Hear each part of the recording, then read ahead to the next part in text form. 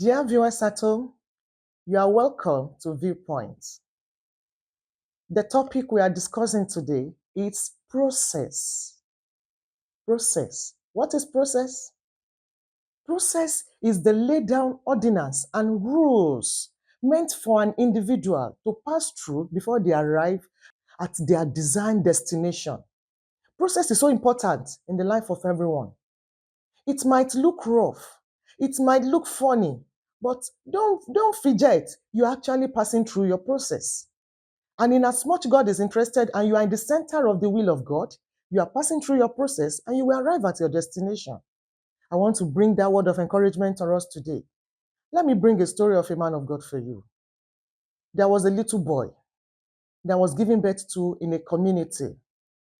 And normally, according to the custom and tradition of the town, they used to take their children to soothsayer in order to predict and tell them necessary things to avoid, necessary things to be interested in the life of that child. So those things serve as regulations and guidance. And that's how they normally do in that town. So when they took this little boy to the soothsayer, the man said, I could see the destiny of this boy among a herd of sheep. And as a result of that, the parents, as they knew that this boy is going to be a farmer that will be rearing livestock. Along the way, the father of the boy died. And by the time he clocked 15 years of age, the mother tried to get him 2 sheep and 1 ram in order to start the business of his destiny. This boy started, and by the virtue of the blessing of God upon him, 5 years down the storyline, he had become an independent livestock farmer that virtually all the neighboring towns and villages come to patronize him to buy livestock from him. So he was actually doing very well in that business, according to what the soothsayer says. But the process of God is different from man. I'm trying to tell you not to be discouraged. One day, something happened that changed everything in the life of this man. Unidentified ants, insects, they just emerged on the farmland and they began to bite the animals. Any animal that is bitten by them will die. There will be no remedy. He struggled. He ran helter-skelter in order to save and balance the system. But this thing wrecked him totally. All the livestock died.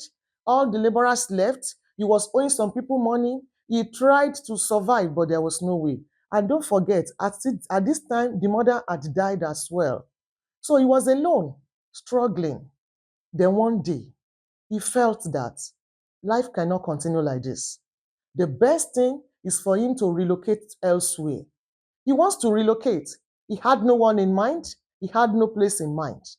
Then he went to the outskirts of the town. He was just waiting, looking for what to do. And luckily for him, a vehicle was coming from another town, carrying some goods to another town. He met the driver. He spoke to him that he's going to serve him to pay for the transportation. And the man agreed. He followed the man to the northern part of the country. When he got there, he had no one to meet. He just sat beside the road there. There was an old man, he's a civil servant. The man was coming from work. And luckily for the man is the community leader of that place. So he could easily identify every individual in the community. He cited that this person is strange and he met him. Hello, how are you, young man? Luckily for both of them, they spoke the same dialects. To cut it short, the man decided to house him and he was living with the man. This boy is so committed and he's so hardworking and loyal. I didn't know what happened. Don't forget, this man has a small church that God commanded him to found.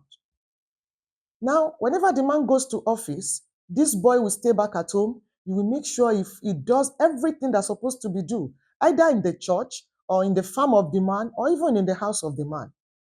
Then one day, the man called him, son, you will need to go to Bible college. Don't forget, he was not educated, but he was a committed fellow. He managed to go to the Bible college.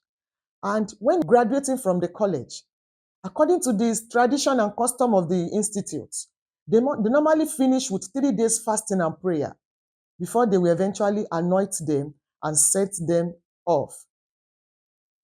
This boy was praying. On the 3rd day of his fasting and prayer, he had a revelation. He saw his biological father, the man seated in front of him. They were now discussing. The man told him, he said, "My son, you were supposed to be a farmer, according to the prediction of the soothsayer. And I believe your mother tried to put you in that role, but we did not get it right. What God was telling us is that you are a shepherd of sheep. You are not a shepherd of sheep that people will buy and kill, but you are going to be a shepherd among the sheep of God in the congregation of God. In one word, as my son, I am congratulating you because you have just come to the right way of your destiny." And that is how he passed through his own process. Eventually, he became what God wanted him to be. This word is coming to you, my listener, my viewers at home. It might look rough presently. In fact, what you are passing through may look discouraging. Don't be dismayed. You are passing through your process. And one day you will arrive at the desired destination that God has prepared for you. Inasmuch you did not miss it, inasmuch you are committed and you are hardworking. And as you are doing this, you will be happy at the end. It shall be well with you. Shalom.